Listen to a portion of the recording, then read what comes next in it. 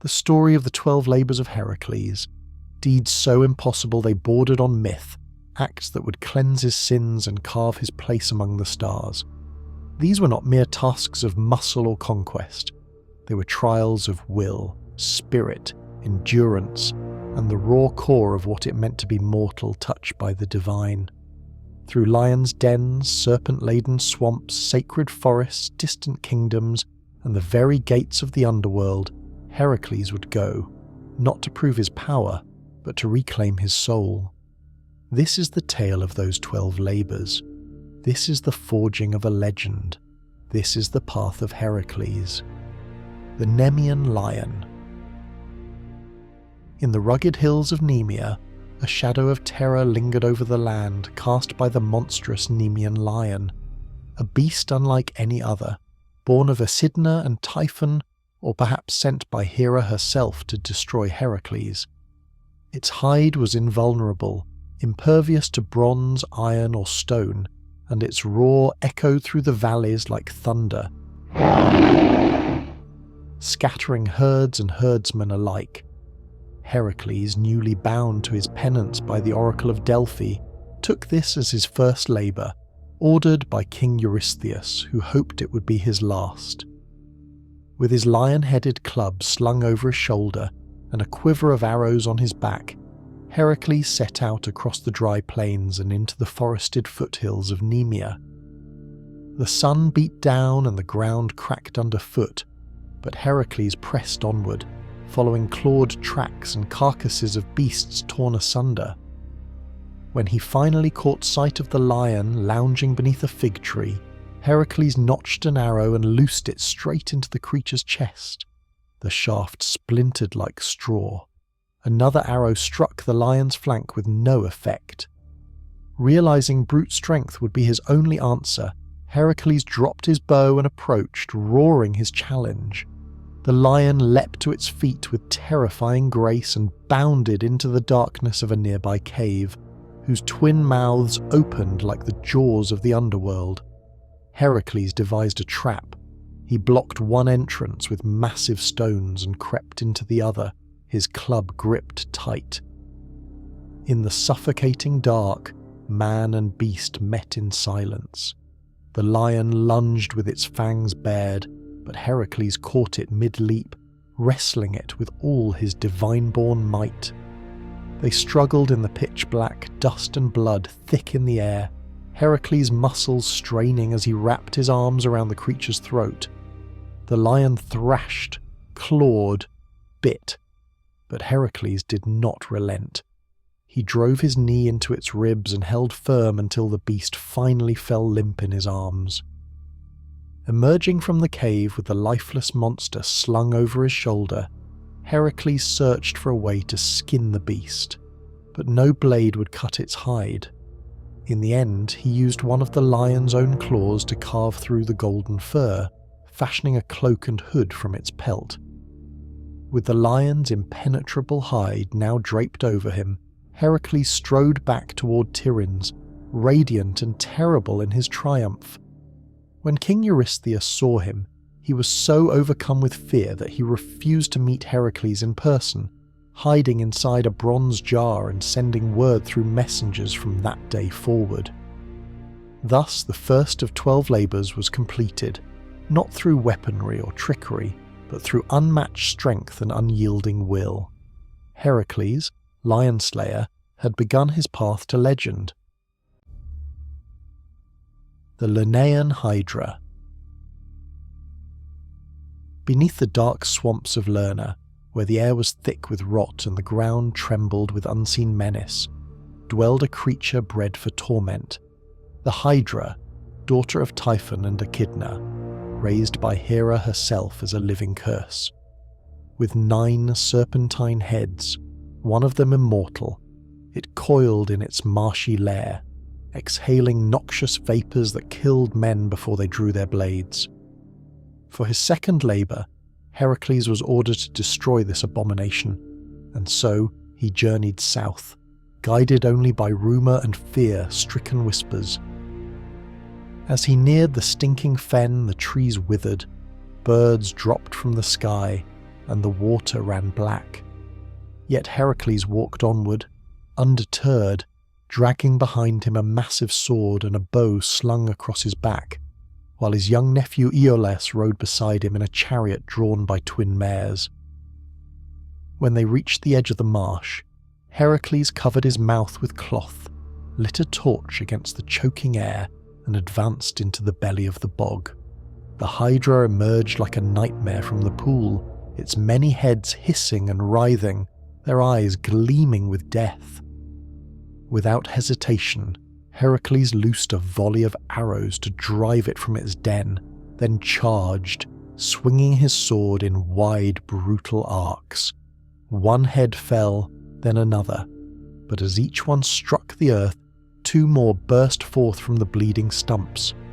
The Hydra hissed in fury, its new head snapping faster than the first, and its massive tail struck with the force of a battering ram, sending Heracles sprawling through reeds and mud. Realizing he could not defeat it alone, he called to Iolaus, who leapt from the chariot with a flaming brand. As Heracles severed a head, Iolaus pressed the torch to the stump, searing the flesh and preventing new heads from sprouting. Together they worked in grim tandem, cut and burn, until only the immortal head remained, thrashing wildly, spitting venom into the air. Heracles lifted his foot and pinned the Hydra's neck to the ground, then took up his mighty club and brought it down with such force the earth cracked. When the last head fell, he buried it deep beneath a massive boulder, trapping it for all eternity. Then, with grim precision, he sliced open the Hydra's corpse and dipped his arrows in its black bubbling blood, which smoked and hissed upon contact with the air. From that moment on, his arrows would carry death beyond mortal healing. Heracles emerged from the swamp drenched in sweat and poison, but victorious. Yet King Eurystheus, ever seeking to deny him glory, claimed this labour did not count, for Iolaus had aided him. Still, the Hydra was dead, and the land of Lerna would breathe again. Heracles, whose strength could match the gods, had overcome the regenerating terror of the marsh, and the world would remember. The Serenian Hind. Far to the north, beyond the hills of Arcadia and the whispering woods of Serenia, there lived a creature of breathtaking grace and divine purpose, the Serenian Hind, a golden-horned deer sacred to Artemis, swift as the wind and untouchable by mortal hands. For his third labour, Heracles was tasked not to kill the beast, but to capture it alive, a trial more of endurance and cunning than of brute strength. Knowing that to wound or anger the goddess of the hunt could bring ruin even upon him, Heracles vowed to take the hind unharmed, though he knew it would test his resolve beyond anything he had faced. He set off alone into the forests where shadows clung to the trees like spirits, and the air smelled of pine and frost. Days turned to weeks, weeks to months, and still the hind eluded him. Its delicate hooves left barely a trace, and when he caught a glimpse of it through the trees, it shimmered like a living sunbeam before vanishing. Heracles hunted it not with weapons, but with patience, tracking it across snow-capped mountains, leaping rivers, and golden valleys. Seasons shifted around him as he followed the creature from one end of Greece to the other. At last, in the foothills of Mount Artemisius, he found it drinking from a clear mountain stream. Holding his breath, Heracles crept closer, step by step, careful not to break a twig or rustle a leaf. Then, with a prayer to Artemis, he loosed a net he had fashioned of silk threads and snares, catching the hind gently around its limbs. It struggled, eyes wild, but Heracles whispered calm to it, touched by its divine beauty and unwilling to cause it pain. He carried it across his shoulders, careful as a priest bearing an offering, and began the long journey back to Tiryns. But before he could return, Artemis herself appeared in a blaze of silver light, flanked by nymphs and with wrath in her eyes. Her voice rang through the glade like music sharpened into steel, demanding to know why her sacred creature had been taken. Why have you taken the hind of Serene? Heracles knelt and laid down the hind, explaining that he acted only out of necessity, compelled by the orders of Eurystheus, and that he intended no harm. The goddess watched him for a long moment, her gaze deep as eternity. At last, she relented, moved by his reverence and his honesty. She allowed him to bring the hind to the king on the condition that it be returned at once. Heracles agreed. When he arrived, he presented the hind, but the moment Eurystheus reached out to take it, Heracles released the deer, which bounded away into the wild, swift as ever. The king fumed, but he could not deny that the task had been fulfilled. Thus the third labour ended not in violence, but in restraint, and the man who had slain a lion and a hydra proved that strength could also mean knowing when not to strike. The Erymanthian boar. High in the wintry peaks of Mount Erymanthos, where storms raged like the wrath of Olympus and snow lay thick upon the land, there roamed a beast of chaos, a monstrous boar with tusks like daggers, and a fury that shattered trees and trampled villages. Heracles' fourth labour was to bring it back alive, a task as perilous as it was humiliating, for Eurystheus, ever cowardly and cruel, hoped to see the hero gored or maimed. Undaunted, Heracles set off into the mountains, his lion's pelt wrapped tightly around him, and his breath rising like steam in the frozen air.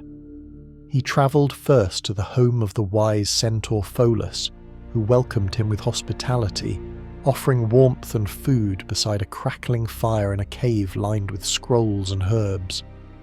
As they dined, Heracles asked about the boar, and Pholus warned him of its fury, its speed, and its cunning, how it ravaged the land at dawn and vanished into mist by dusk.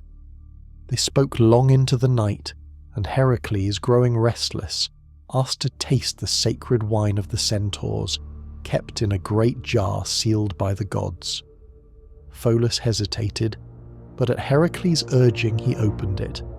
The scent of divine wine drifted into the winds and drew the other centaurs from the forests in a stampede of hooves and howls.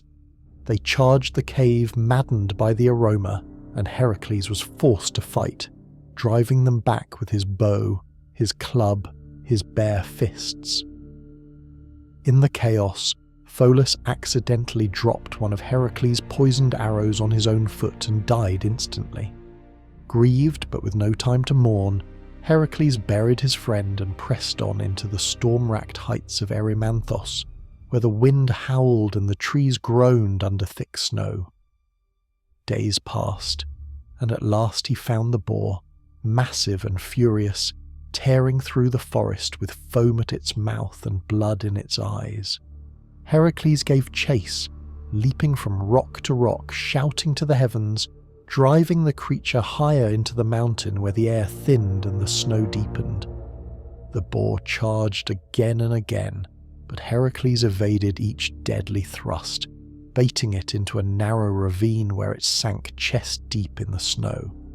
There, with a mighty leap, he sprang upon its back, seized its tusks and wrestled it into submission. The beast thrashed and roared, but Heracles held fast, bound its legs with unbreakable cords, and hoisted it upon his shoulders. He descended the mountain, his breath rising in clouds, and returned to Tiryns with the boar snarling and snapping in his grip. When Eurystheus saw the beast, he shrieked in terror and leapt into his bronze jar, trembling as Heracles stood tall and unshaken. Thus the fourth labour was done, and the man who had faced monsters and storms now bore the living symbol of untamed rage in his arms like a trophy of triumph. The Augean Stables. In the sun-scorched land of Elis, beyond the olive groves and quiet fields, there stood the stables of King Augeas, ancient and immense, housing thousands upon thousands of immortal cattle whose dung had piled high for generations. The air reeked of rot and filth. The ground was thick with layers of waste, and no mortal dared even to approach it. For his fifth labour, Heracles was commanded to cleanse this foul place in a single day, not as a test of strength, but as an insult, for Eurystheus hoped to soil the hero's pride as much as his hands. Heracles, however, took no offence. He journeyed to Elis and stood before Augeas, proposing a bargain. If he could clean the stables in one day, the king would reward him with 1/10 of the herd. Augeas, amused and certain of the task's impossibility, agreed. Heracles strode to the stables at dawn, gazed at the rivers Alpheus and Peneus winding lazily nearby, and a plan took shape in his mind. He tore down massive sections of the stable wall with his bare hands, his muscles straining as dust and dung crumbled before him. Then, with strength and purpose, he dug deep trenches from the rivers to the heart of the stables. With a final heave, he diverted the river's mighty currents, sending their rushing waters roaring through the muck and mire. The filth lifted and broke apart, carried away in torrents, the ancient waste dissolving beneath the force of nature itself. In hours, what had festered for decades was gone. The floors gleamed, the air cleared, birds returned to the rafters, the impossible had been done. But Augeas, upon learning of Heracles' divine success and fearing his growing fame, refused to honour the agreement. He claimed Heracles had acted under Eurystheus' orders, and therefore deserved no reward. Heracles, though enraged, did not strike him down, for the labour was not yet judged. He returned to Tiryns, only to find that Eurystheus, emboldened by Augeas' defiance, declared the labour invalid, saying Heracles had sought payment, and thus tainted the task with greed. Still, the deed itself could not be undone. The stables were clean, the rivers restored, and the land of Elis breathed easier for the first time in generations. Though the king denied his prize and Eurystheus denied him credit, Heracles did not waver. He had conquered filth with ingenuity, filth not just of earth, but of pride and pettiness, and his legend swelled not in gold earned, but in glory proved. The Stymphalian birds. Deep within the shadowed woods of Arcadia, beyond the reach of men and the mercy of gods, lay the marsh of Stymphalus, a vast gloomy expanse where the sun rarely pierced the canopy and the waters bubbled with decay. There, in that cursed mire, dwelled the Stymphalian birds, foul offspring of Ares and the monstrous creatures of chaos, with feathers of sharp bronze, beaks of iron, and eyes like burning coals. They nested in the dense trees and polluted the waters with their dung, devouring crops, animals, and even men. Their wings shrieked like 1,000 blades, and their flight darkened the skies. Eurystheus, eager to see Heracles undone not by strength but by terror, commanded him to rid the land of these death-winged horrors. When Heracles arrived, the marsh was silent. No birds sang, no beasts stirred. Even the wind seemed afraid. Heracles advanced carefully, for he could see no clear path, and the dense forest offered little ground for battle. As he stood near the black waters, the air split with a sudden cacophony. The birds erupted into flight, their wings slicing through the fog, their metallic feathers raining down like arrows. Heracles raised his shield, but he knew he could not fight them one by one. They were too many, too fast and protected by the marsh's endless tangle. Then, from the heights of Olympus, Athena came to his aid. In her wisdom, she offered him a gift, a crotala, an enchanted bronze rattle forged by Hephaestus himself, its clangour so dreadful it could unnerve even the most monstrous of creatures. Taking the rattle in hand, Heracles climbed a rise above the marsh and shook it with all his might. The sound screamed across the swamp like thunder from the gods. The birds, startled and maddened by the noise, burst from the trees in a frenzied swarm, wheeling in the air, confused and exposed. Heracles seized his bow, dipped in the deadly venom of the Hydra and began to shoot, each arrow a death sentence. One by one the birds fell from the sky, their bodies crashing into the mud, their shrieks fading into silence. Those that survived fled far beyond the borders of Arcadia, vanishing over the horizon never to return. The land fell still, and the sun finally touched the marsh. The people rejoiced, the waters cleared, and the woods began to heal. Heracles descended the hill, his bow still warm, his face resolute. When he returned to Tiryns, Eurystheus again trembled, for even winged death had not stopped the son of Zeus. Thus was the sixth labour completed, not by brute force alone, but by cunning, by the favour of gods, and by arrows that flew with the certainty of fate. The Cretan Bull. Across the wine-dark sea, on the island of Crete where palaces gleamed and waves kissed the shore with ceaseless rhythm, there raged a beast of divine origin, the Cretan bull, a creature sent by Poseidon from the depths of the sea as a gift to King Minos. But when the king, in arrogance, refused to sacrifice the bull as promised, Poseidon cursed the creature with uncontrollable fury. It rampaged across the island, its hooves splitting the earth, its breath like fire, its eyes wild with divine madness. The bull trampled fields, shattered walls, and left the people of Crete trembling in its wake. For his seventh labour, Heracles was sent to capture this beast alive, and so he sailed across the Aegean, the winds thick with salt and fate.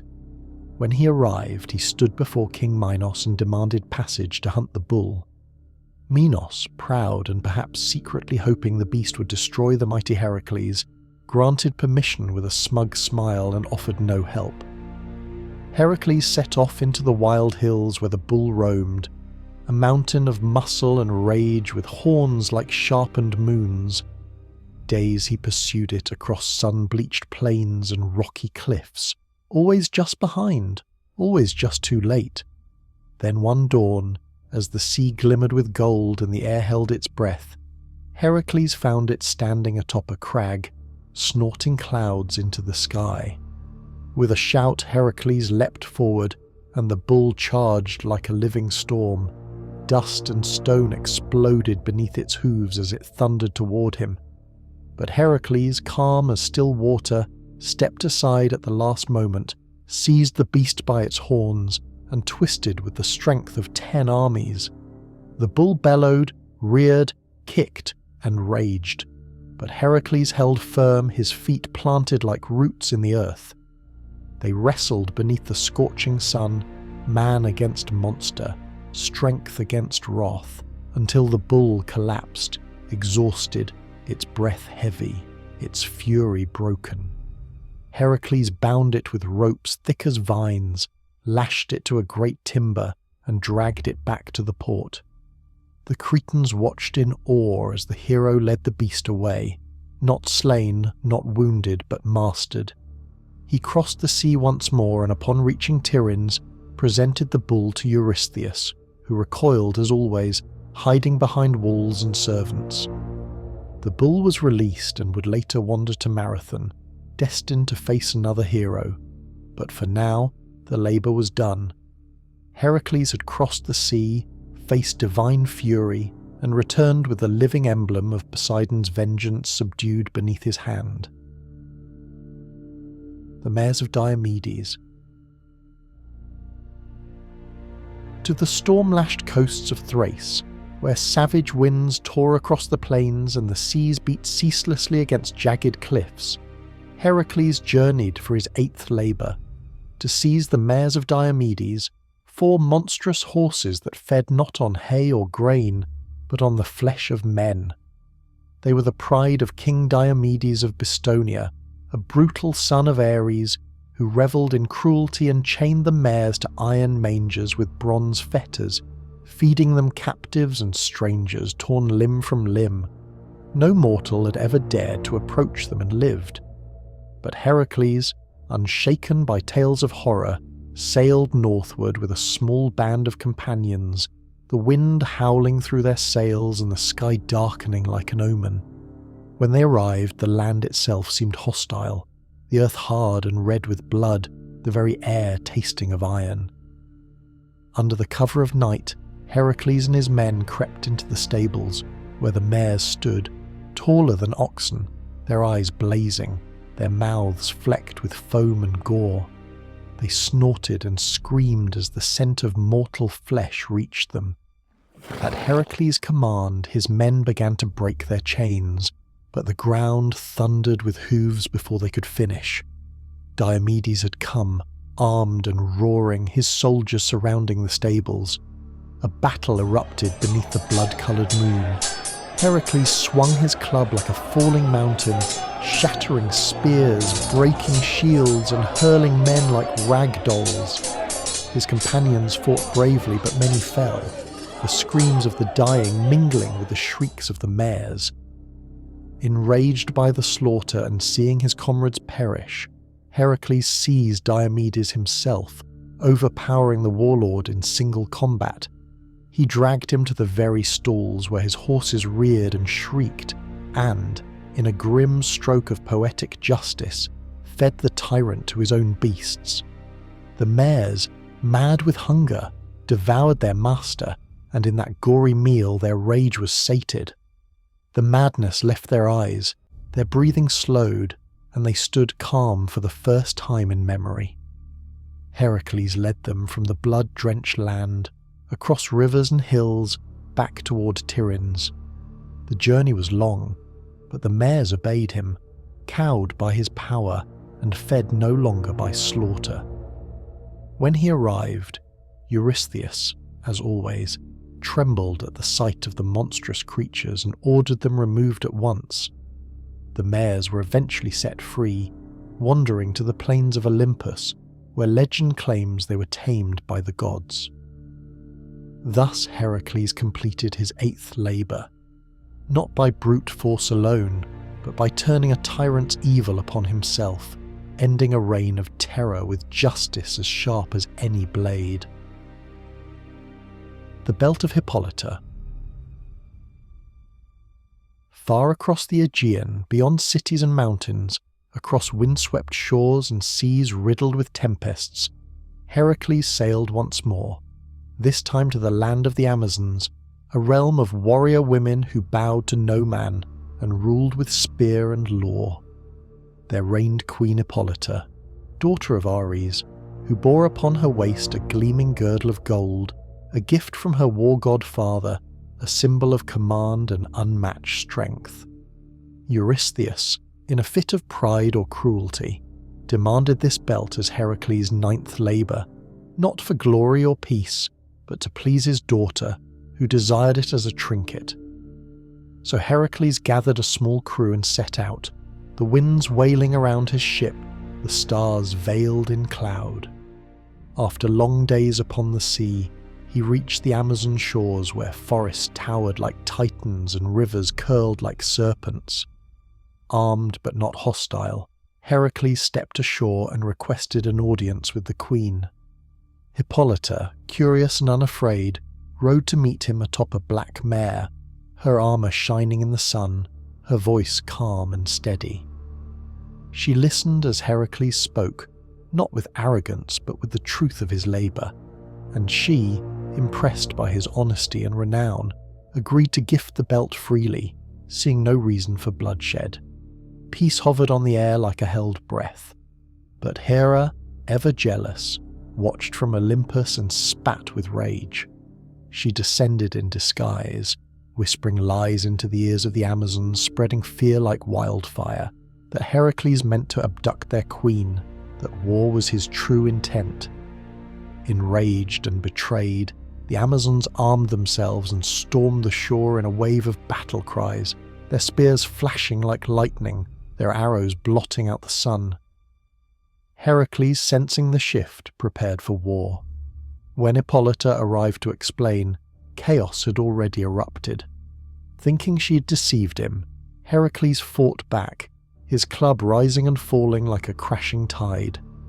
The battle raged across the sand, shields splintered, swords rang out, and Heracles stood at the centre like a whirlwind. In the maelstrom, Hippolyta approached, perhaps to halt the fight, perhaps to defend her people.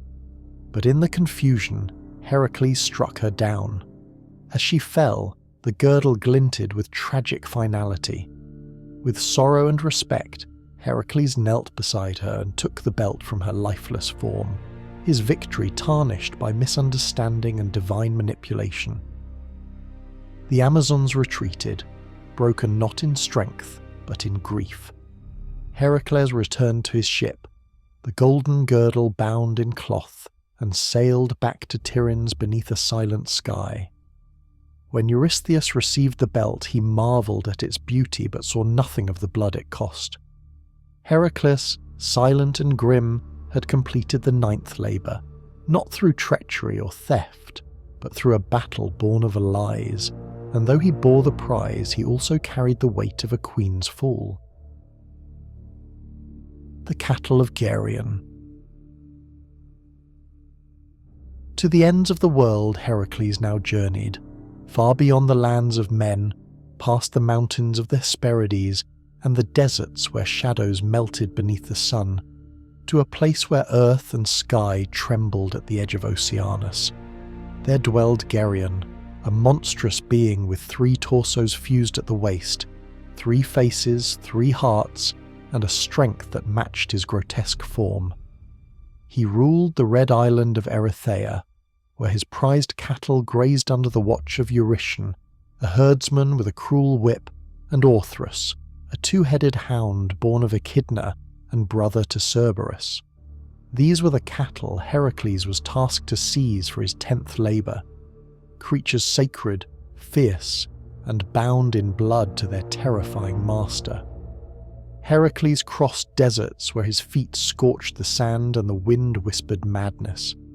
So unbearable was the heat that he, in his fury, drew his bow and fired an arrow into the blazing sun, and Helios, impressed by the audacity, gave him a golden cup that floated across the sea like a vessel of flame. Heracles sailed westward in this chariot of fire until he reached the island where Geryon's cattle grazed beneath a blood-red sky. As he stepped ashore, Orthrus lunged at him, twin jaws snapping, but Heracles crushed both heads with a single swing of his club. Eurytion charged, howling in rage, but he too fell beneath the same unstoppable blow. With the herds unguarded, Heracles gathered the sleek red-coated beasts and began to drive them back toward Greece. But before he could flee, the ground quaked, and Geryon himself appeared, clad in armour that shimmered like rusted bronze, wielding 3 swords in 6 hands. He moved like a storm of limbs and fury, but Heracles stood firm, loosed a single arrow dipped in the Hydra's poison, and watched as it pierced all 3 hearts in one devastating stroke. Geryon collapsed, his scream shaking the horizon, and Heracles pressed on, herding the cattle across continent and chaos. Hera, relentless in her hatred, sent gadflies to scatter the herd, storms to turn the rivers, and thieves to steal them away. But Heracles reclaimed each beast with iron will. In Italy, he fought giants. In Thrace, he built stone pillars, the pillars of Heracles, to mark the edge of the known world. The journey took months, perhaps years, but he never faltered. At last he returned to Tiryns with the sacred cattle, muscles torn, cloak weathered, and eyes sharpened by exile. Eurystheus accepted the herd, only to sacrifice them to Hera in spite.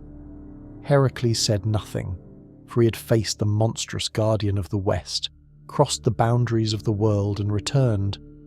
The 10th labour was complete. But Eurystheus, ever seeking to diminish his glory, claimed that because Heracles had accepted aid, Helios's cup and the help of hired hands along the way, the task could not count, so 2 more labours would be added. But Heracles, unbroken, turned his gaze to the horizon once more, ready to face the final trials that lay between man and immortality. The apples of the Hesperides. Beyond the reach of any mortal map, past the breath of the western wind and the crumbling edge of the known world, lay a secret grove wrapped in twilight, the Garden of the Hesperides, where golden apples gleamed on branches of emerald and silver, fruits not of earth but of the gods, planted by Gaia herself as a wedding gift to Hera.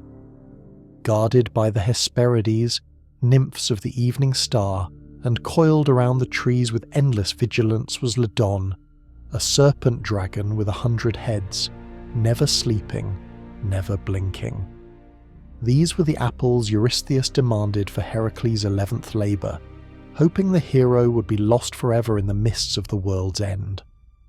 Heracles set out with no path to follow, asking every wise man and prophet where the garden lay, but none knew. He roamed far and wide through Libya, through the Caucasus, and at last reached a crag where Prometheus, the Titan who had defied Zeus, still hung in chains, his flesh torn anew each day by an eagle's beak. Heracles, moved by defiance and pity, slew the bird with a single arrow and broke the Titan's bonds. Grateful, Prometheus told him the secret. Only Atlas, bearer of the sky, knew where the apples could be found. So Heracles climbed to the edge of the world, where Atlas stood groaning beneath the weight of the heavens, his knees shaking, his arms trembling from centuries of punishment. Heracles offered to take the sky upon his shoulders if Atlas would retrieve the apples from his daughters, the Hesperides. Atlas, relieved, agreed and slipped away. His burden lifted for the first time since the dawn of gods. Heracles braced himself beneath the firmament, the stars pressing down like mountains, the very cosmos resting on his mortal frame. Time passed, moments, hours, perhaps days, until Atlas returned, apples in hand, their golden skins glowing with divine fire. But as he saw Heracles bent beneath the heavens, he smiled slyly and said he would deliver the apples himself to Eurystheus, for he had no wish to resume his burden. Heracles, calm and ever cunning, nodded and asked only that Atlas hold the sky for one brief moment while he adjusted his cloak. Atlas agreed, shifted the heavens back onto his shoulders, and in that instant Heracles seized the apples and strode away, leaving the Titan once more bound to the weight of the world. With the apples secured, Heracles returned to Tiryns, but even then Hera's spite burned. She sent word that no mortal should possess the sacred fruit. So after presenting them to Eurystheus, who dared not even touch them, Heracles offered the apples to Athena, and she, honouring divine law, returned them to the garden beyond mortal reach. Thus the 11th labour was fulfilled. Heracles had tricked a Titan, braved the ends of the world and touched the golden fruit of immortality, only to give it back without claim, proving that even a son of Zeus could master not only beasts and men, but the temptations of divine power itself. The capture of Cerberus. For his final labour, Heracles was given a task that pierced the veil between life and death, to descend into the underworld itself and return with Cerberus, the monstrous 3-headed hound that guarded the gates of Hades, whose mane writhed with serpents, and whose eyes burned with the fire of the pit. This was not merely a feat of strength or endurance, but a trial of the soul, for no living man had entered the realm of the dead and returned. Yet Heracles, son of Zeus and bearer of 11 impossible victories, did not flinch. He journeyed southward to the edge of the world, to the mouth of a cave in Taenarum, where the earth split open and breathed the cold breath of the underworld. Before entering, he sought the guidance of the Eleusinian mysteries, undergoing secret rites to purify himself and gain safe passage among the dead. Then he stepped into the black, descending deeper and deeper, where light died and time ceased to stir. Shadows whispered around him, and the cries of the damned echoed from distant chasms. He crossed the river Styx with the reluctant permission of Charon, whose skiff groaned under the weight of a living man. Before the gates of Hades he stood, unshaken, and there the Lord of the Dead received him, not as an intruder, but as one foretold. Hades, cold-eyed and silent, agreed to the task on one condition. Heracles must take Cerberus without weapon, without trickery, with only the strength of his hands. Heracles bowed in assent and marched toward the howling cavern where Cerberus lay. The beast rose like a nightmare, 3 heads snapping, each jaw lined with fangs, its serpent tail lashing like a whip of fire. Venom dripped from its mouths, and its growl shook the cavern walls. With a roar of defiance, Heracles lunged. The beast met him with fury, biting, clawing, thrashing. But Heracles wrestled each head, his hands bleeding, his body coiled in muscle and will. He dodged the serpent tail, wrapped his arms around Cerberus's central throat, and squeezed with the power of thunder. The hound reared and bucked, its 2 other heads tearing at his sides, but Heracles did not release his grip. Minutes passed like eternities until finally the beast gave way, subdued not by pain, for it knew none, but by the unrelenting force of a mortal who bore the strength of a god.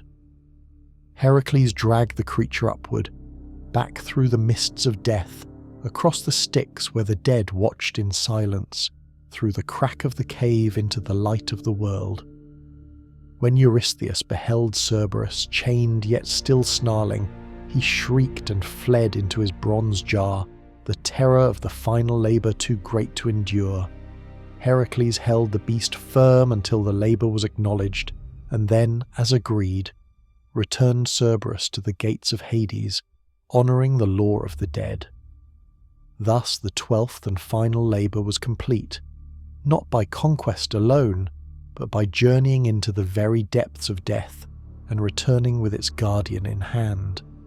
Heracles had crossed every boundary, defeated monsters, outwitted gods, and overcome mortality itself. He was no longer merely a hero, he was a legend made flesh. 12 labours had passed, 12 trials that spanned the breadth of the world, 12 crucibles that forged a man into something more than mortal. Heracles, once a tormented soul bound by guilt and driven by penance, had slain the unkillable, tamed the wild, cleansed the unclean, and walked into the underworld and returned unbroken. He had wrestled lions, dragons, birds of bronze, bulls of divine fire, and even fate itself. With every trial he had faced not only monsters of flesh, but the shadows within, the rage in his blood, the grief that haunted his heart, the god who hated him from Olympus, and the king who tried to shame him from behind cowards' walls. And yet Heracles endured. He endured the scorn of Eurystheus, the spite of Hera, the exhaustion of endless journeying, the sorrow of companions lost and queens slain, and still he stood tall, shoulders broad enough to carry the heavens, hands scarred but steady, eyes full of storm and fire. The people of Greece whispered his name in awe, carved his deeds into stone, painted his image onto pottery, sang of him in temples and hearths. He was more than a man, he was a force. Yet even after the 12 labours, Heracles' story was not finished, for the gods had more trials for him, and his mortal coil still bore the weight of divine tension. His death, when it came, would be by treachery and fire, but from the flames would rise not ashes but glory. The gods would lift him to Olympus, where he would take his place among them, no longer as a hero paying for sins but as an immortal, honoured for his trials. He would marry Hebe, goddess of youth, and sit beside Zeus, no longer tormented by Hera, but embraced as a son of Olympus. The 12 labours were never meant only to punish. They were the passage of a soul through darkness to light, of flesh to myth, of man to God. Heracles, born of thunder and mortal blood, had earned what few ever could, the right to be eternal. The creation myth and Titanomachy. This is the story of how the world was formed, how power was seized, and how the age of the Olympians began, not in peace, but in storm, in fire, and in war. It is a tale of creation, betrayal, destiny, and the eternal struggle between generations of gods. This is the myth that shaped the very bones of Greek mythology. Chaos and the birth of the first beings. In the beginning there was only chaos, a gaping nothingness without time, without shape, without light or end. It was not a place but an absence, a deep void in which no sound echoed, no breeze stirred, no thought or life had yet come into being. And from this infinite silence and stillness, the first forces of the cosmos emerged, unshaped by form but filled with primordial power. First came Gaia, the earth, rising up as a vast eternal body of soil, stone, mountain and valley. She was life itself before life had meaning, nourishing, solid and self-created. From within her loins and the depths of chaos, others came into being. Tartarus, a chasm of night deeper and darker than even chaos, a place beneath all things where terror would one day be chained, and Eros, desire incarnate, not in the form of lust but in the raw, binding force that drew separate entities together and allowed creation to unfold. Then rose Erebus, a shadow that crept over the world, the embodiment of darkness that dwelled between the living and the dead, and beside him Nyx the night, mysterious and beautiful, cloaked in silence and trailing stars in her wake, destined to mother many dark and powerful spirits, doom, death, sleep, and dreams. Gaia, vast and alone beneath the dark heavens, felt the ache of emptiness and bore from within herself Uranus, the sky, who stretched above her in a perfect arch, covering her in a canopy of shimmering stars. She loved him, though their love was more of necessity than romance, a primal force that joined earth and sky. From their union came the first children of power, the Titans, beings as tall as mountains and as radiant as the stars, 12 in all. Strong Oceanus, who encircled the earth in an endless river. Wise Coeus, the axis of the heavens. Dark Creus of constellations. Brilliant Hyperion, who would sire the sun. Shrewd Epitus, father of mortals, and Cronus, last born, cunning and cold. The 6 sisters were no less mighty.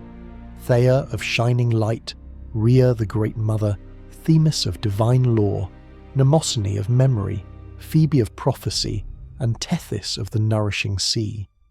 Yet Gaia's womb was not yet closed. From her depths came the Cyclopes, Brontes the thunderer, Sterops the lightning flasher, and Arges the bright, forgers of storm and flame, one-eyed and terrible. And then came the most dreaded of all, the Hecatonchires, Cottus, Briareus, and Gyges, each a monstrous storm of limbs and heads, their 100 hands capable of shaking mountains, their voices a roar louder than the sea. Thus the world filled with life not as we know it, but with gods and giants, monsters and mysteries, a realm of raw power, of primal chaos tempered only slightly by the first breath of order. And even as Gaia gave and bore and shaped the rising cosmos, chaos lingered beyond it all, watching silently, waiting for the eternal cycle of creation and destruction to begin anew. The tyranny of Uranus. In the dawning age of gods, Gaia, the vast and patient earth, embraced Uranus, the boundless sky, and from their union came not only beauty but terror. The Titans roamed freely across the world, radiant and noble in their might, yet Gaia's womb grew heavy once more with children not touched by harmony or grace. From deep within her body emerged the Cyclopes, monstrous and brilliant, each bearing a single blazing eye in the centre of their forehead, eyes that gleamed like suns and saw with a craftsman's vision. They were mighty and raw, wild in spirit but destined to forge the greatest weapons of the gods. And then came the Titanomachy, beings of such chaos and strength that the world itself seemed to tremble in their presence. 100 arms branched from each of their mountainous forms, and 50 heads crowned each terrible body, voices echoing like thunder across Gaia's skin.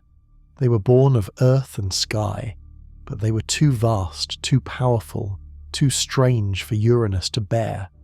He looked upon these younger sons, and fear gripped his immortal soul. In their potential, he saw rebellion. In their strength, he saw his downfall.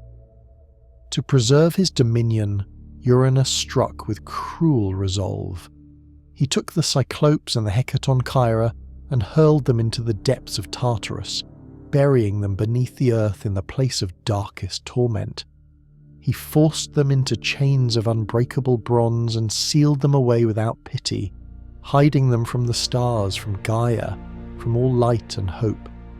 Each time Gaia bore a new child, Uranus descended from the heavens and locked them away, treating her body like a prison, a vessel of shame and sorrow.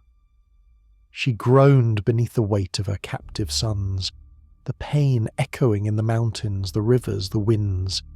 Gaia, once generous and silent, began to seethe with rage. She had birthed these children in love, only to watch them be cast into darkness by the very sky that covered her. Her grief turned to fury, and her fury into a plan. In secret, she shaped a great sickle from the hardest flint, sharp enough to rend the fabric of the cosmos. She called out to her Titan sons and begged them to stand against their tyrant father. But fear gripped them all, save one.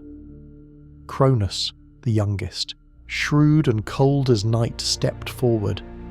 Ambition burned in his heart like ice, and the promise of power outweighed his dread.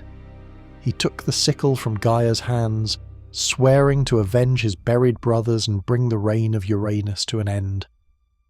That night, as Uranus descended to lay upon Gaia once more, the trap was sprung.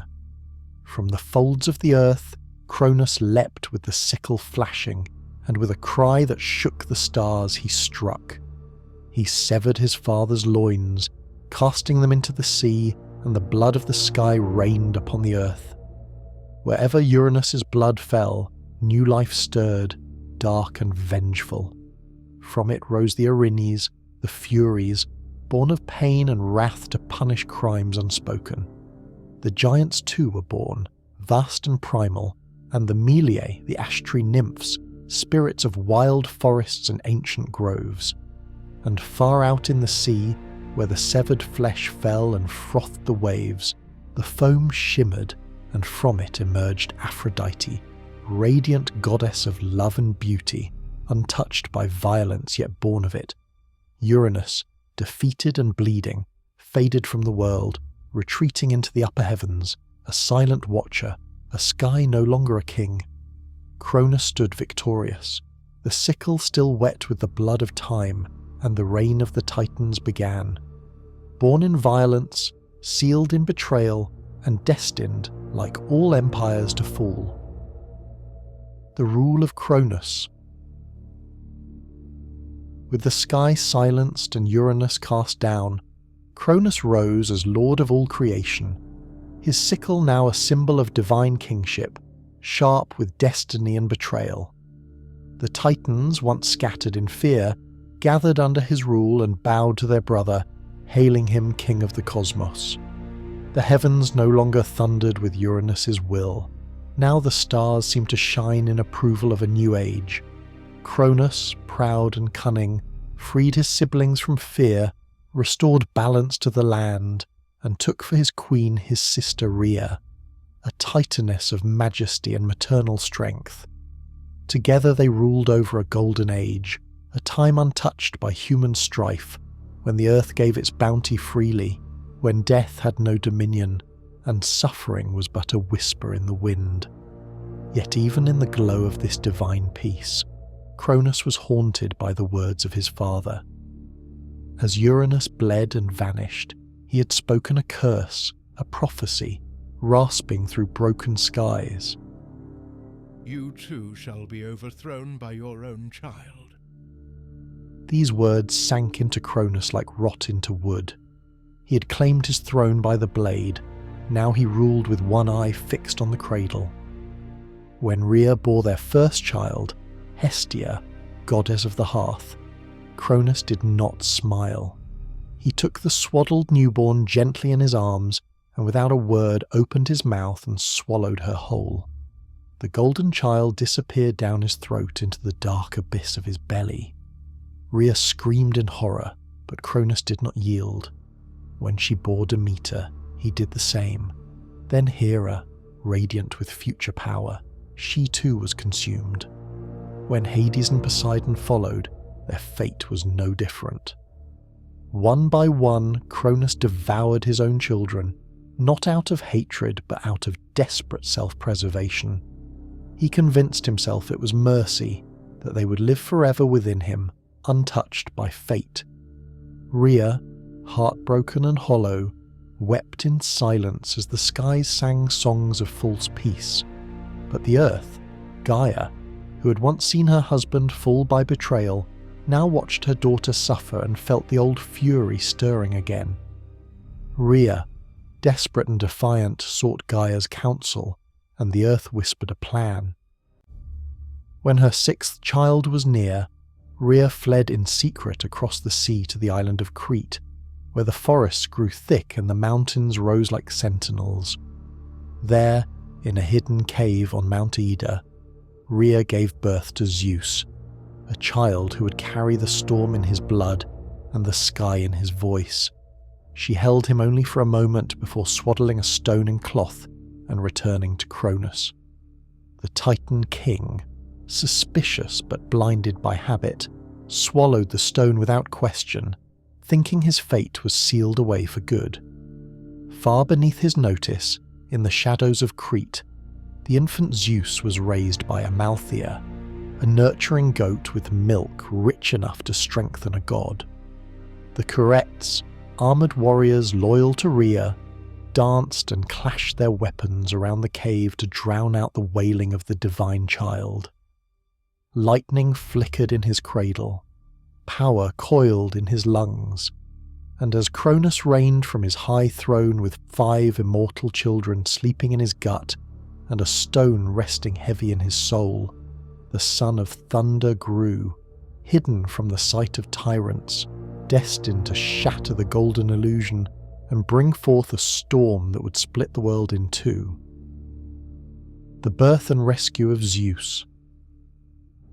Beneath the sacred canopy of Mount Ida, where wild winds whispered through ancient trees and the stars blinked unseen above, the infant Zeus drew his first breath. Born in secret, cradled in darkness, he was the final child of Rhea, the last hope against the tyranny of Cronus. His mother, worn by grief and heavy with vengeance, laid him in a cradle of stone and moss. Around him, the cave walls pulsed with ancient energy, as though the earth itself held her breath for the godchild destined to change the order of the cosmos. To protect her son from the hunger of Cronus, Rhea entrusted him to the care of Amalthea, a divine she-goat whose milk was rich with the strength of mountains and the wisdom of old stars. She nursed the baby god, and from her broken horn, the first cornucopia spilled endless nourishment. Zeus grew with unnatural speed, his body already sculpting the strength of storms. And when he laughed, the very stones seemed to tremble. When he cried, the air cracked with static. To mask his cries from the ever-watchful ears of Cronus, Curette, armoured warriors bound by oaths older than memory, danced and shouted around the cave, clashing their bronze shields and swords in a storm of sound. Their feet thundered upon the earth, their chants rising like fire to the sky, drowning the godchild's wails in a ritual of defiance. Meanwhile, high on his throne, Cronus sat satisfied, believing that his sixth child had joined the rest in his belly, that fate had been tricked and the curse undone. But fate is not so easily silenced. Zeus matured in strength, spirit, and will, taught by Gaia, who whispered the secrets of the world into his dreams. She taught him of balance and treachery, of love and wrath, of the deep laws that even gods must obey. In secret he trained among nymphs, climbed cliffs, drank from sacred springs, and gathered his strength as the world turned, waiting for the moment when prophecy would awaken. When the time came, Zeus descended from the wild heights of Ida like a thundercloud given form. He did not come alone. Beside him stood Metis, the titaness of wisdom and cunning thought, whose mind shimmered with plans as sharp as the blade Cronus once wielded. She brewed for Zeus a draught, no ordinary potion, but a divine elixir crafted from roots that had tasted starlight and waters pulled from the river of memory. With it in hand, Zeus approached his father not as a warrior, but as a servant, humble and hidden beneath a clever guise. Cronus, proud and unaware, drank the potion offered to him.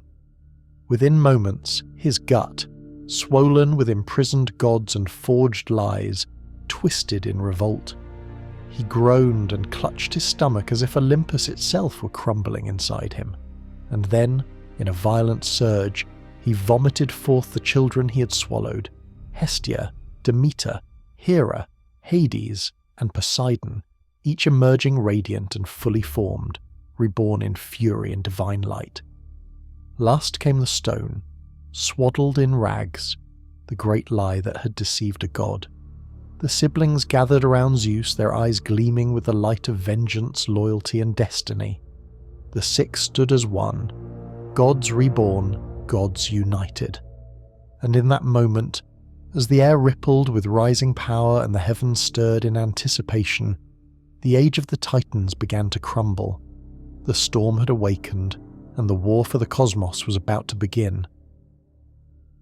Zeus confronts Cronus.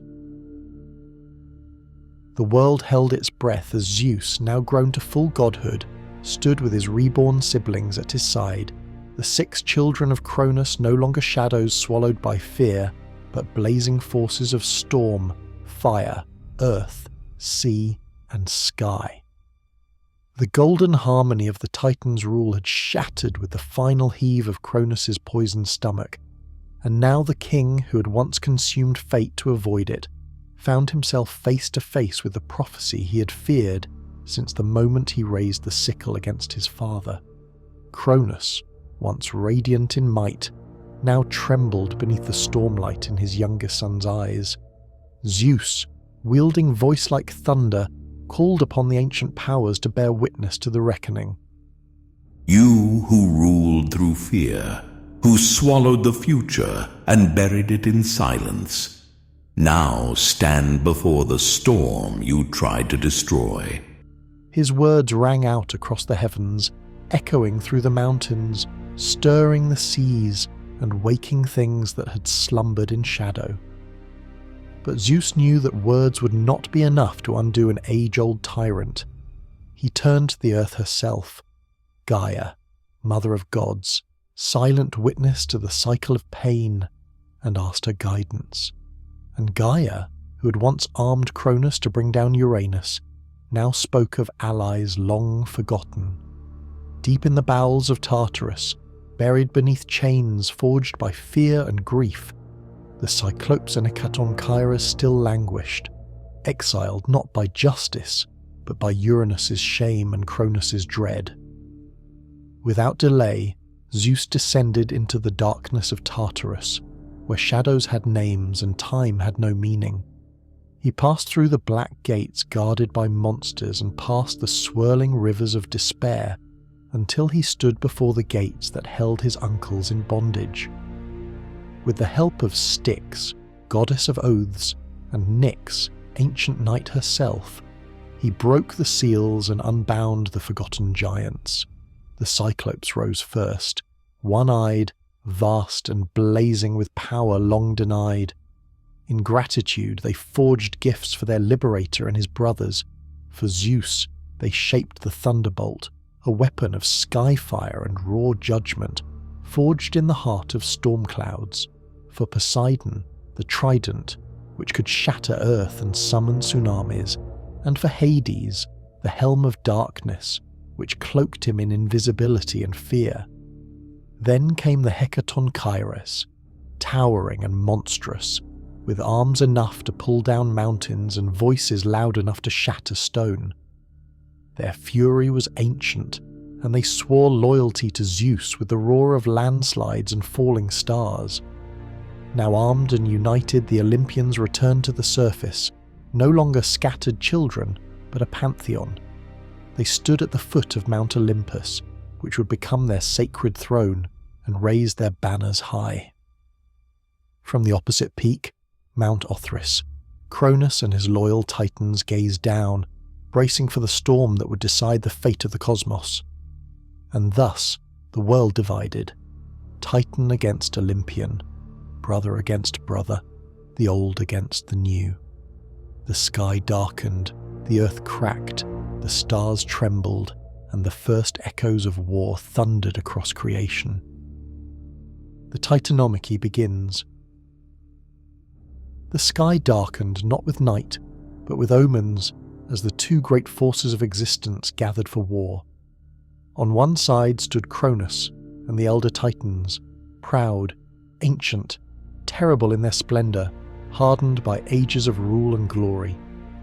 Upon Mount Othrys, their stronghold of stone and memory, they prepared for battle, their bodies like towering flames of gold and bronze, their voices like deep drums pounding through the fabric of time. Beside Cronus stood his brothers, Iapetus, grim and cruel, Hyperion, lord of light, Creus, the starborn, and Coeus, whose thoughts turned like the axis of the heavens. All had sworn to preserve the old order, to keep their dominion over cosmos and fate. Opposite them, on Mount Olympus, rose Zeus and the Olympians, not older but rising, not established but destined. Zeus stood at the summit, thunder dancing in his hands, storm clouds swirling behind his eyes. Around him stood his 5 siblings, Poseidon, lord of seaquake and surge, wielding his gleaming trident, Hades robed in shadows and silence, helm of invisibility upon his brow, Hera, regal and unshaken, already burning with the fire of queenship, Demeter, who whispered to the earth and turned soil to weapon, and Hestia, flame of hearth and sanctuary, calm and defiant.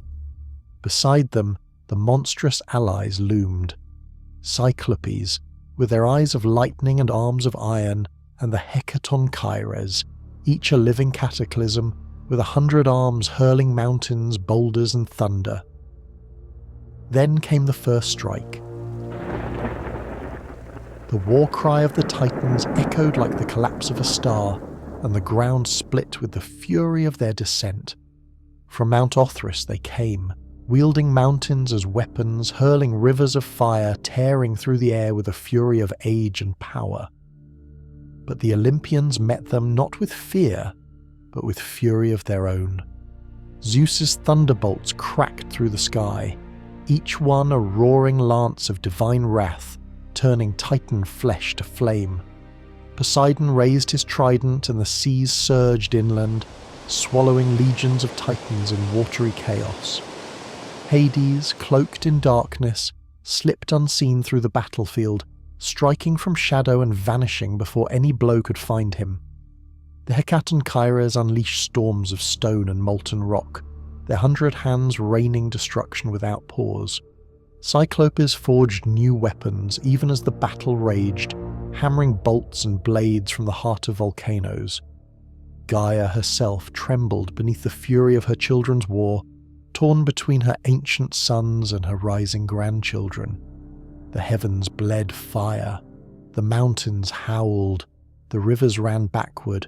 For 10 years the battle raged, locked in a terrible balance, neither side able to claim victory. The air turned thick with ash and divine blood. Titans fell and rose again. Gods were thrown into the sea, only to climb back through boiling waves. The stars dimmed, and time seemed to stagger. But fate is never still. Deep within Olympus, Zeus began to see. This war was not just force, it was strategy, will, endurance. He began to turn the tide, not with strength alone, but with leadership, vision, and a storm that could no longer be stopped. Victory of the Olympians. The 10th year of war dawned not with hope, but with exhaustion. The battlefield between Mount Olympus and Mount Othrys had become a scar upon the earth, a blasted plain of molten stone, shattered peaks, and rivers that boiled with divine blood. The Titans, though mighty and eternal, had begun to falter. Their strength, though vast, was ancient, woven into the old laws of power, but not made to bend. The Olympians, by contrast, grew fiercer with each battle, fed not by tradition, but by vision, rebellion, and the certainty that the world must change. At the centre of it all stood Zeus, his body cloaked in storm and fury. His thunderbolts now fell like a rain of stars, shattering shields, splitting the sky, blinding gods. He no longer fought like a youth seeking revenge, but like a king claiming his throne. Each blast shook the foundations of the world, and still he summoned more. But the final turning came not from the sky, but from the ground below. Gaia, weary of the war that had torn her sons apart, stirred in sorrow and rage. She whispered to the Titanomachy, her forgotten giants of storm and stone, and they answered with a fury unchained. Together with Zeus they launched the final assault, an onslaught not of tactics but of overwhelming force. The Titanomachy, with their 100 arms, hurled boulders like meteors, smashing through Titan ranks. Their roars shook the bones of the earth. Their rage could not be stopped. For the first time the Titans felt fear. Cronus, sensing the end, rose one last time to face his son. He wielded the adamantine sickle that had once brought down Uranus, hoping to turn prophecy once more. But Zeus was no longer a child hiding in a cave. He stood tall, crowned in lightning, and with a cry that echoed across the cosmos, he hurled his final thunderbolt. It struck Cronus squarely in the chest. The heavens split. The light was blinding. Time seemed to stop. Cronus fell. With their king broken, the Titans faltered. The Olympians surged forward, sweeping through the last resistance. One by one, the Titans were captured. Iapetus, Hyperion, Coeus, and Creus, all bound in chains forged by the Cyclopes, chains that no god could break. The Titanomachy, once prisoners, became the jailers. Together they cast the defeated Titans down into the depth of Tartarus, far beneath the earth, beyond even death's reach. There they would dwell, locked behind walls of bronze, guarded by the very monsters they had once feared. Only a few were spared: Prometheus and Epimetheus, who had refused to take arms against the Olympians, and Oceanus, who had remained neutral, flowing ever around the world in silence. At last, the war was over. The Titans were fallen. The heavens were silent. The world waited. The rise of the Olympian order. The smoke of war faded, and the earth, scorched and battered, drew its first breath of peace in 10 long years. The Titans were vanquished, their brilliance buried beneath the roots of the world, locked in Tartarus behind walls of bronze and silence. Their cries echoed no more. In the sky above, the stars began to gleam again, and the heavens no longer trembled with the weight of ancient wrath. From the ashes of ruin rose a new order, forged not from the bones of the past, but from the fire of rebellion and the promise of balance. At its centre stood Zeus, the son who had been hidden from death, who had stormed the throne of his father, and who now rose not merely as conqueror, but as king. From the summit of Mount Olympus he surveyed the world, his world, cracked, wild, waiting to be shaped. And so it was that the gods who had once been children swallowed in fear now took their place as rulers of the cosmos. The three brothers, Zeus, Poseidon, and Hades, stood together before the ruins of war and cast lots to divide the dominion of all things. With solemn hands they drew their fates. To Zeus, the wide and open sky, where clouds would gather at his command and thunder would roar with his voice. To Poseidon, the sea, vast and deep, where his trident would tame storms and shake islands to their roots.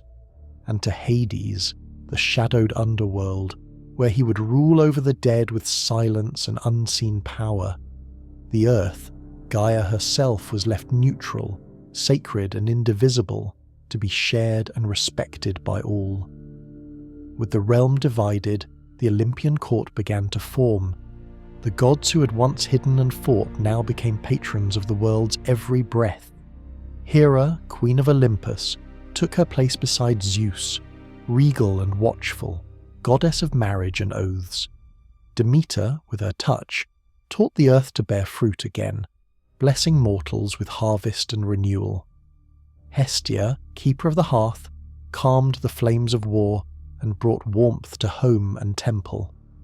From the heavens to the underworld, the Olympians shaped the world anew, not as tyrants, but as guardians, rulers of storm, sea, soil, and soul. Yet even as order settled over the land, the echoes of the past remained. Gaia, though silent, watched with eyes older than the stars. Nyx, mother of shadow, drifted through the night, untouched by any throne. And far below in Tartarus, the Titans stirred in restless sleep, their dreams filled with storm and vengeance. But for now, the heavens cleared, the world sang again, and the age of the Olympians had begun. The Titanomachy had ended, but the world was not the same. Where once there had been raw chaos and ancient dominance, now there stood structure, hierarchy, and divine order. The Olympians, young though they were compared to the Titans, did not simply inherit a kingdom. They built one. On Mount Olympus, a palace of gleaming marble and gold rose above the clouds, crowned in eternal daylight, where gods walked amid ambrosial air and spoke in thunder and flame. It was a seat not only of authority but of stories, of love, war, vengeance, and fate, each god destined to shape the destiny of mortals and immortals alike. Yet even in their triumph, the Olympians were not free from the cycle that bound all divine blood. For power, once tasted, never rests. Zeus, now king of the gods, would come to know paranoia, just as Cronus had. His rule would not be unchallenged. Prophecies still hung in the air, as sharp as the sickle Cronus once raised, whispering that Zeus too might one day be cast down by his own son. Thus, the past haunted the future, and the cycle of betrayal, rise and fall, remained etched into the bones of the cosmos. In the deepest pit of Tartarus, the imprisoned Titans slumbered, but their hatred did not. It festered like coal beneath ash, waiting for a breath to spark rebellion anew. And Gaia, eternal Earth, remembered all. She had watched Uranus fall. She had helped Cronus betray his father. She had guided Zeus to war. And now she stirred again in silence, for her sons had once again spilt divine blood upon her soil, and her vengeance had not yet run dry. But for now, the world turned under new gods. Mortals had not yet been born in full, and the Olympians reigned, radiant and terrible, building temples in the sky, fashioning beasts and blessings, shaping time, death, the seas, the harvests, and the stars. Their names would be etched into myth, worshipped and feared for millennia, and though they stood triumphant, even the gods could not escape what the universe had taught since the first breath of chaos, that every age ends, that even divine thrones crack, and that the war for the cosmos never truly ends, it merely sleeps, waiting to rise again. Thus ended the first great war of the gods, and thus began the long, glorious and troubled reign of Olympus. The rise of a new divine order. With the Titans vanquished and the old regime overthrown, Zeus stood as the supreme ruler of the cosmos. From the gleaming heights of Mount Olympus, he surveyed the world below and began to shape a new era, one that would be defined by order, justice, and the splendor of the Olympian gods. The first act of his reign was to summon the immortals and distribute the roles that would define the divine hierarchy. To his brother Poseidon, he reaffirmed the dominion over the vast and surging seas, giving him a trident that could shatter the earth and calm storms at will. To Hades, he granted the underworld, where the souls of mortals would dwell and where the treasures of the deep were guarded in silence and shadow. For himself, Zeus claimed the sky and the thunder, the symbol of his unmatched authority, and decreed himself as king of both gods and men. Around him, he gathered a court of Olympians, each with their own sacred domain. He appointed Hera as queen and goddess of marriage and childbirth, though even in divine union their relationship would be marked by tension and pride. Athena, born from his own mind in a flash of brilliance, became the goddess of wisdom, war strategy, and crafts, embodying the intellect and discipline needed to build a just world. Apollo, radiant and golden, was given dominion over prophecy, healing, and music, and was granted the oracle at Delphi, where mortals would come seeking divine truth. Artemis, his twin, claimed the forests and the moon, a huntress robed in silver light who would walk untouched by male pursuit. Ares, the god of war, fierce and unyielding, was welcome to Olympus despite his bloodthirsty nature, while Hephaestus, the lame yet brilliant smith, forged divine weapons and marvelled at fire and metal. Aphrodite, born from the sea foam, brought beauty and desire into the hearts of gods and men alike, while Hermes, the clever trickster and swift messenger, carried words between realms and led souls to the underworld.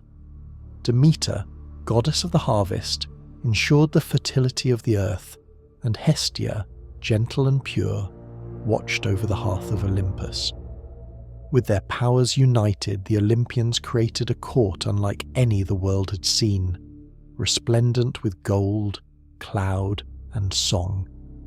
The 9 muses, daughters of Zeus and Mnemosyne, were summoned to preserve the glory of Olympus in verse and melody.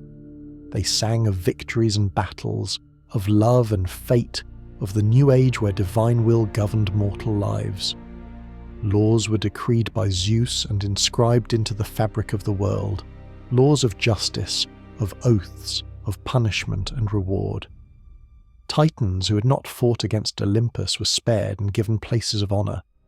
Those who had rebelled languished in Tartarus beneath the unyielding guard of the Hecatonchires. Peace reigned upon Olympus, but it was not a peace without vigilance. Zeus knew the price of power was watchfulness, and from his throne of thunderclouds he kept his eyes on the heavens, the earth, and the depths below. Thus was born the divine order, shaped by the Olympians, where each god had their role, and all existence bent to the will of Zeus, the all-seeing ruler of a cosmos forged anew. The wrath of Gaia and the birth of Typhon. Though the Olympians revelled in their newfound dominion, and the golden court of Zeus glittered atop Mount Olympus, not all forces in the cosmos bowed willingly to their reign. Deep within the earth, Gaia, the eternal mother, the primordial goddess who bore both titans and gods, fumed with rage and sorrow. She had watched her children, the titans, cast into the black pit of Tartarus, bound in chains and imprisoned beneath layers of earth and time. Her cries went unheard by Zeus, whose thunder echoed across the skies, a constant reminder of his supremacy.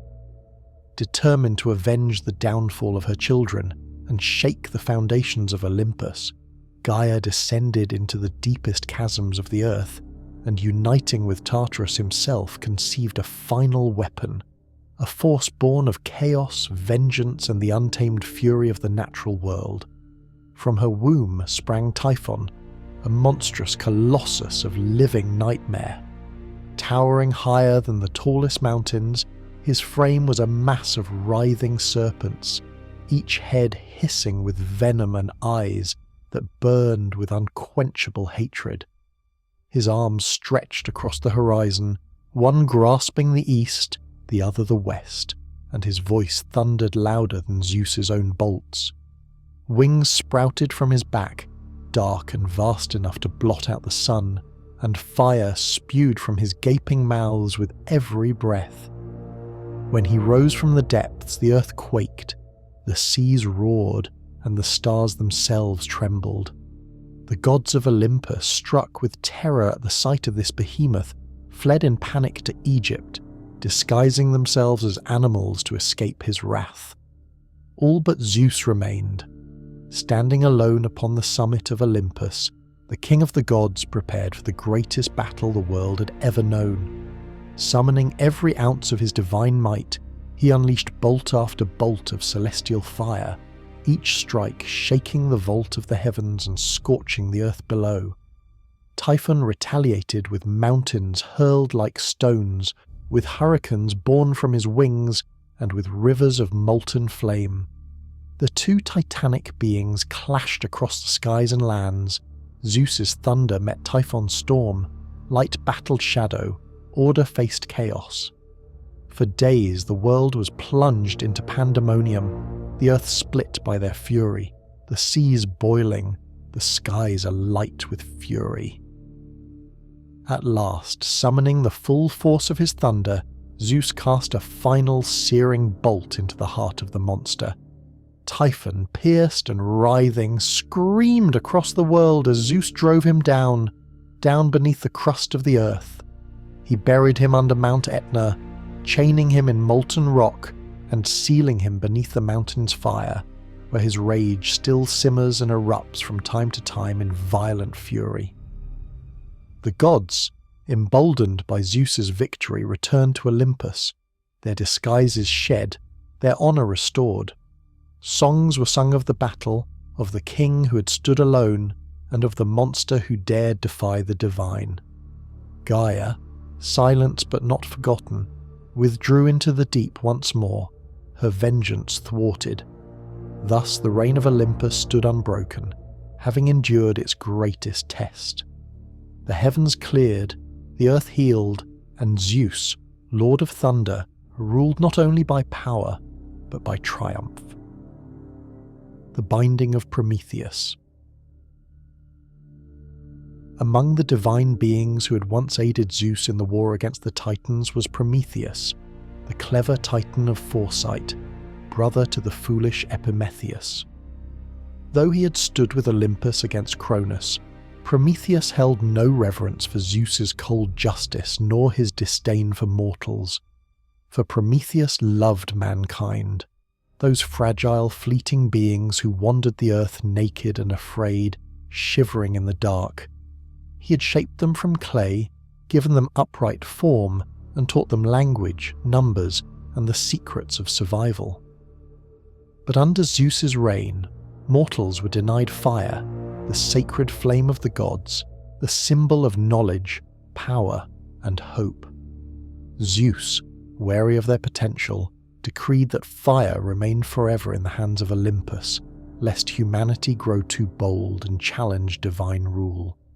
Prometheus defied him. One night, cloaked in shadow and silence, Prometheus ascended to Olympus, where Hephaestus's forge blazed with eternal flame. There he stole a single spark, hiding it within a fennel stalk, and descended to the mortal realm. With this stolen fire he lit the first hearths of mankind. Flames danced where once there was darkness. Humanity rejoiced. They cooked food, forged tools, built homes, and sang songs to the stars. But the smoke of their fires rose into the sky, and with it rose Zeus's fury. The king of the gods summoned Prometheus and demanded an account. The Titan stood unflinching, his eyes steady, his voice calm. He spoke of compassion, of growth, of potential. But Zeus saw only defiance. In an act of divine wrath meant not only to punish but to warn, Zeus ordered Hephaestus to bind Prometheus to a desolate crag in the Caucasus Mountains. There, high above the mortal world he'd helped, Prometheus was chained with unbreakable adamantine links to the face of the rock. Each day, as sunlight poured across the peaks, a great eagle, the monstrous offspring of Typhon, descended and tore into Prometheus's side, devouring his immortal liver. Each night, the liver regenerated, only for the torture to begin anew with the next dawn. Zeus decreed that this punishment would last for all eternity, a cruel emblem of what awaited those who dared challenge the will of Olympus. Yet Prometheus endured. Though in agony, he did not cry out. Though in torment, he did not repent. For he knew a secret, a prophecy that foretold Zeus's own downfall, knowledge he refused to reveal. So he suffered in silence, his body torn but his will unbroken, while the fire he gave to mortals continued to burn across the world. The chains held his limbs, but not his spirit. And though Olympus reigned supreme, a Titan bound in pain reminded the world that even gods could be defied. The creation of Pandora. Though Prometheus was bound and silenced upon the lonely rock, Zeus's wrath was not yet spent. The stolen fire had given mankind more than warmth. It had given them defiance, and with it, the potential to rise beyond the place the gods had allotted them. Furious that mortals had embraced the Titan's gift so eagerly, Zeus resolved to punish not only the thief, but all of humanity. From his throne on Olympus he devised a new creation, not to uplift mankind, but to undo them. He summoned Hephaestus, the divine smith, and ordered him to craft a being of exquisite beauty from clay and water. With skilled hands and celestial fire, Hephaestus moulded the first woman, shaping her with perfection, unmatched by any mortal form. To this form, each god and goddess gave a gift. Aphrodite bestowed irresistible charm and the grace of love. Athena granted poise, skill, and a mind adorned with curiosity. Hermes gave cunning speech and a deceitful heart. Hera, with cold satisfaction, added jealousy and pride. Thus was she named Pandora, all gifted. Draped in silken robes and adorned with gold, she stood as a marvel, a divine trap cloaked in beauty. In her hands the gods placed a sealed jar heavy with secrets yet never explained. Zeus then offered Pandora as a bride to Epimetheus, brother of Prometheus. Though Prometheus had warned him never to accept gift from Olympus, Epimetheus, dazzled by her radiance and wit, ignored his brother's wisdom and took her into his home. For a time, all was calm. Pandora lived among men, admired and adored, but the jar called to her, whispering in moments of silence, its contents a mystery that her curious mind could not resist. One day, unable to bear the temptation, Pandora unsealed the jar.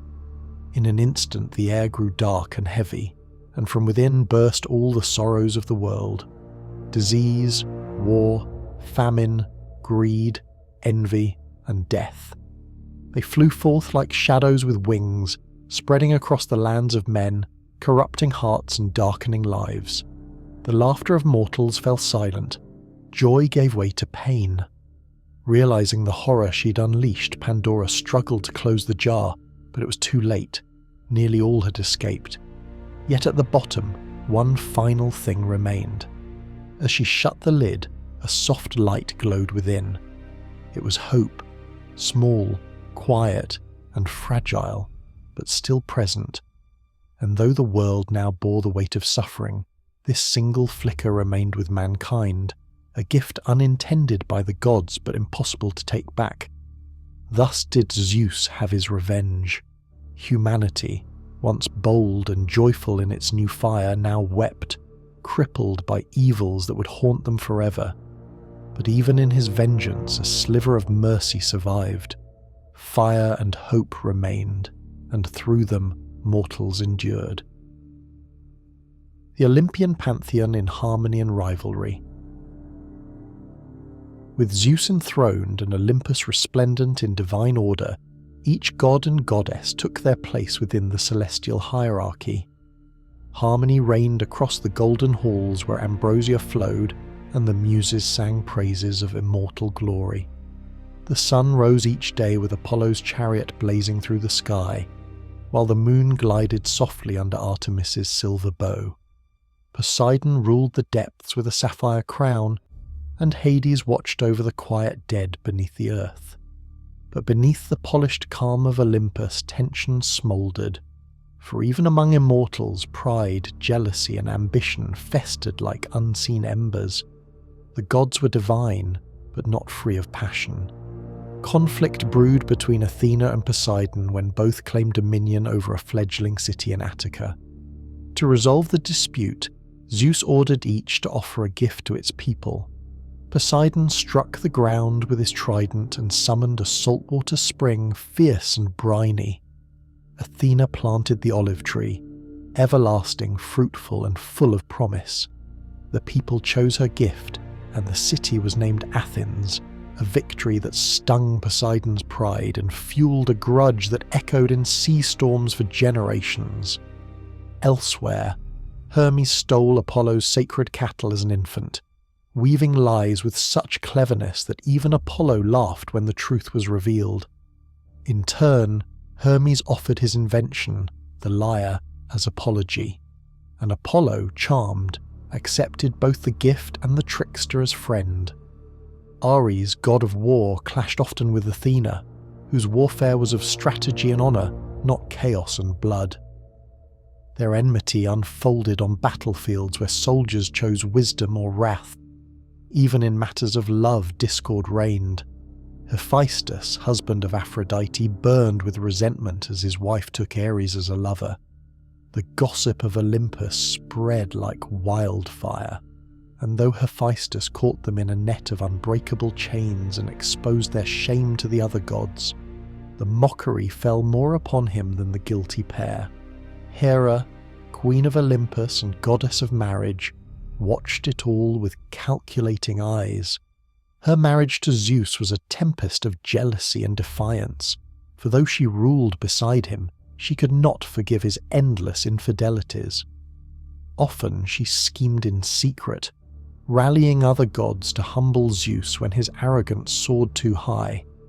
Yet even as quarrels erupted like thunderclaps, the gods still shared a sacred bond. In moments of celebration, they danced together in golden halls, their laughter shaking the clouds, their feasts stretching into eternity. The Olympians were a family of immortals, brilliant, volatile, and bound together by fate and divinity.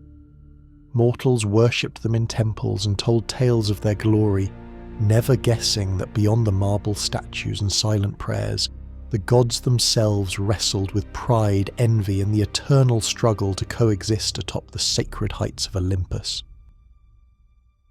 The Great Flood and the Cleansing of Mankind. As the reign of Olympus endured and fire flickered in mortal hearths, the gods gazed down upon the world they governed and grew troubled by what they saw. Mankind, once grateful and reverent, had become arrogant and cruel. They waged war upon one another, defiled the earth, and scorned the temples raised in honour of the gods. Sacrifices grew hollow, prayers rang empty, and virtue vanished beneath a tide of greed and hubris. Zeus, whose thunder ruled both heaven and earth, watched with growing anger. Though once he had granted mortals fire and allowed them hope, he now saw them as corrupted beyond redemption. He summoned a council of gods atop Mount Olympus, and there, beneath storm-dark skies, he declared his judgment. The race of men would be destroyed, and the world cleansed by a flood, so that a purer lineage might rise from the ruins. With the gods in solemn agreement, Zeus opened the skies and summoned the waters of Poseidon's realm. Rain poured from the heavens in endless torrents, while the oceans surged onto land, swallowing mountains, forests, and cities. Rivers broke their banks and stormed across the earth. Humanity, caught in terror and disbelief, perished beneath the waves, their cries drowned by the wrath of the flood. Only one man and one woman, Deucalion and Pyrrha, remained. Deucalion, the son of Prometheus, had been warned by his father of the coming deluge. Obedient to his wisdom, he built a sturdy ark, and, with Pyrrha, daughter of Epimetheus and Pandora, rode the storm for 9 endless days and nights. The world vanished beneath them. No birds, no beasts, no firelight, only water stretching in all directions and the roar of divine fury.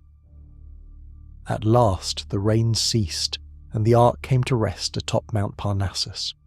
The sun broke through the clouds, and the sea began to recede, revealing a world washed clean and eerily silent. Alone beneath the vast sky, Deucalion and Pyrrha wept. They wandered the empty earth and prayed to Themis, the Titaness of divine law and prophecy, asking how to restore the human race. Themis answered with a riddle. Cover your heads and cast behind you the bones of your great mother. At first confused, they soon understood.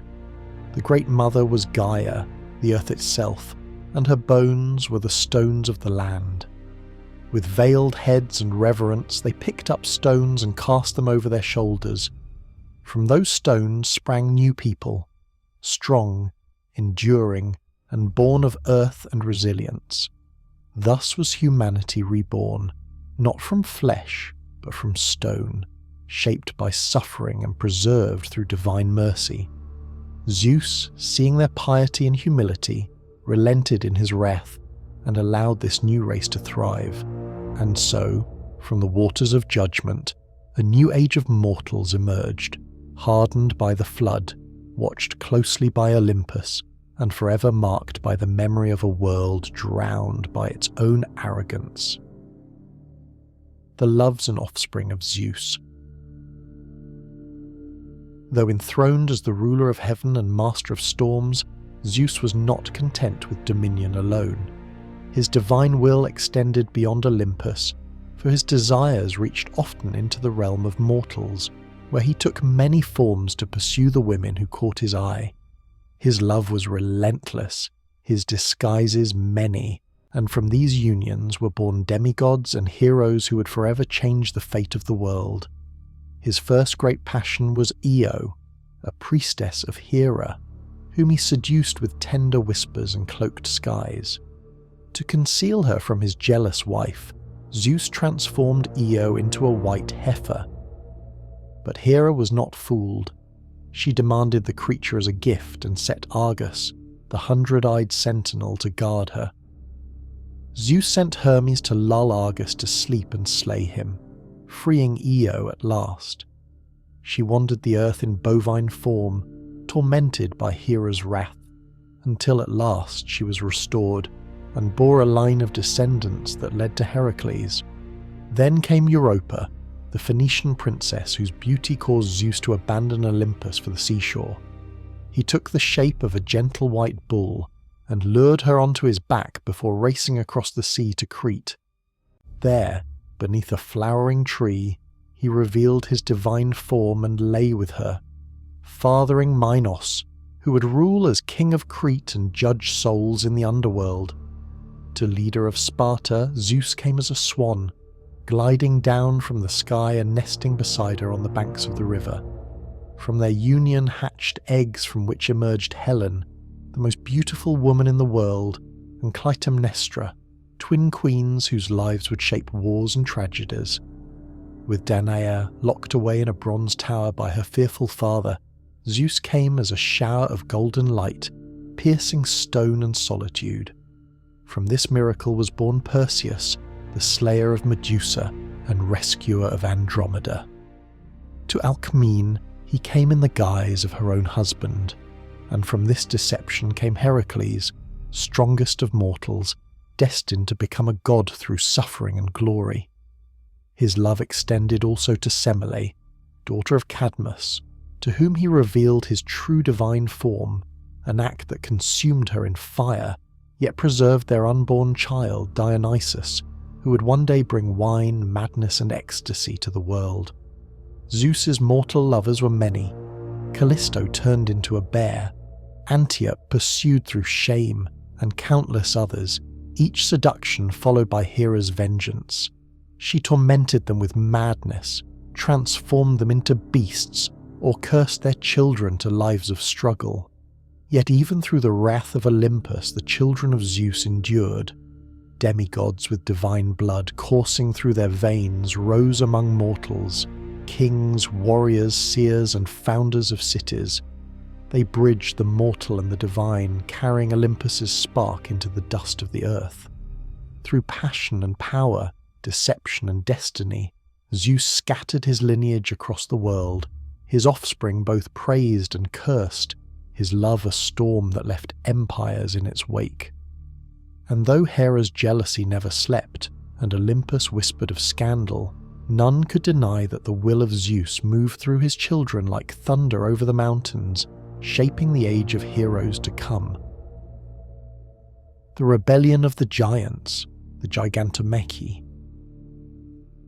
Though the Titans had been cast into Tartarus and Typhon buried beneath the molten weight of Mount Etna, peace upon Olympus remained fragile, for deep within the womb of Gaia stirred yet another vengeance. The Earth Goddess, still grieving the fall of her Titan sons and angered by the imprisonment of Typhon, called forth a new race of monstrous beings, the Giants, born from the blood of Uranus spilled long ago upon the ground. Towering and wild, with serpents for legs and strength that shook mountains, they rose not from divine will but from wrath and retribution. Gaia prophesied that these giants would overthrow the Olympians unless aided by a mortal ally. Knowing the danger, Zeus forbade the gods from bearing children with mortals, but fate had already moved ahead. As the giants rose from the earth and hurled boulders at the heavens, shaking Olympus to its roots, the gods prepared for war. Athena donned her gleaming aegis, Apollo drew his golden bow, Artemis loosed silver-tipped arrows, and Hephaestus forged weapons of divine fire. Ares roared in anticipation, and Hermes laced his sandals with speed. Even Hades sent forth ghosts and fear to haunt the battlefield. Yet it was known that no god alone could defeat the giants. Thus, Zeus turned to a mortal of his own blood, Heracles, son of Alcmene, born of strength and divine will. With the hero at their side, the gods descended from Olympus and met the giants on the plains of Phlegra, where sky met sea in thunder and ruin. The battle that followed was cataclysmic. Enceladus spewed fire and shattered earth as Athena hurled mountains to pin him down. Apollo pierced Ephialtes with arrows of light while Artemis slew his twin, Otus. Dionysus drove madness into their ranks, and Hera's fury struck like lightning. Heracles, mortal though he was, fought with the force of a storm, slaying Alcyoneus with an arrow and finishing Porphyrion, the mightiest giant, when Zeus struck him with a thunderbolt and Heracles followed with his bow. Blood soaked the earth, and the screams of the dying giants echoed across the world. One by one they fell, some buried beneath islands, others chained in caverns deep beneath the soil, Enceladus was crushed beneath Sicily, where his restless stirrings still shake the earth in quakes. When the final giant fell, silence returned, and the gods stood victorious once more. The Gigantomachy had tested Olympus as never before, proving that not even Gaia's fury could unseat the thrones of the immortals. The heavens had burned, the mountains had trembled, and the earth had groaned. But in the end, it was Zeus who stood unshaken, Heracles who rose immortal through valour, and Olympus that endured eternal. The age of heroes and the distant gods. With the giants defeated and Olympus secure in its majesty, the gods turned their gaze downward toward the world of men. The earth was repopulated, cities flourished, and kings rose from the ashes of flood and fire. Yet Zeus, in his wisdom, saw that the age of divine rule over mortals could not last forever. Though the gods still held power over the skies, the seas, and the underworld, they began to withdraw their direct hand from mortal affairs, allowing a new era to rise, an era not of titans nor giants, but of heroes. These were men born of both divine and mortal blood, forged in the trials of suffering, guided by fate, and destined to leave their mark upon the world. Heracles, son of Zeus, strode across the earth performing labours that defied death and beast alike, cleansing the world of monsters and earning his place among the stars. Perseus, born of Danae and fathered by golden light, beheaded the Gorgon and rescued Andromeda from the sea. Theseus, guided by Athena's favour, slew the Minotaur and united the cities of Attica. Jason, with Hera's blessing and Athena's craft, sailed the Argo in search of the Golden Fleece. The gods still watched, still whispered, still intervened when the moment demanded, but never again as they once had. They sent dreams, omens and curses. They blessed swords and cursed lineages. Apollo spoke through the oracle at Delphi, his words wrapped in riddles. Athena gave counsel in secret and stood beside the brave. Poseidon raised storms against arrogant sailors, while Artemis demanded chastity from those who crossed her sacred groves.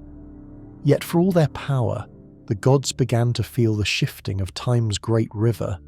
Mortals with fire in their hearths and hope in their hearts built their own destinies. Cities rose without divine command, and heroes chose paths shaped not only by prophecy but by will. Zeus, from his throne, watched this changing world with a measured eye.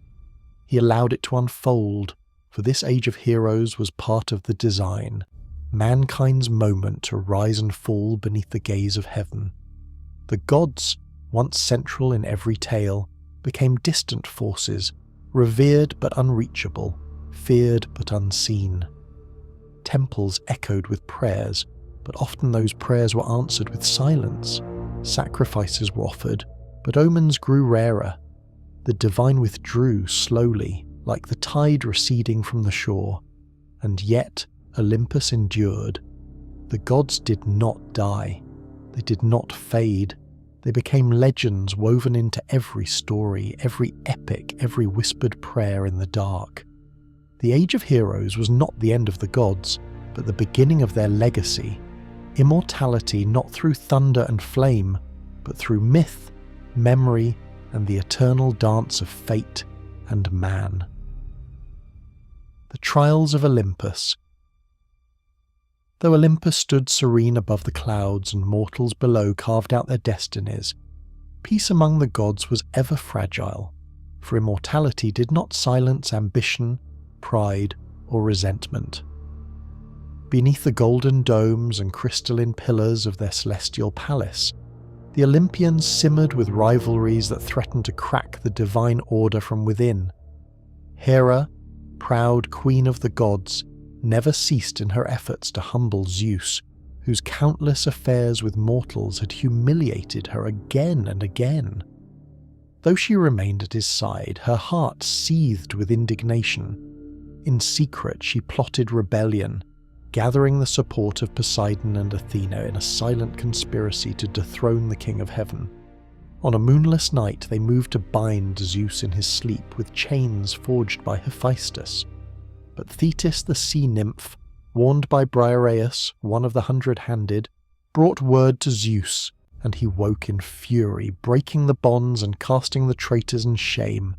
Hera was hung from the sky in golden chains, Poseidon returned to his sea in disgrace, and Athena, favoured daughter though she was, bowed her head in silence.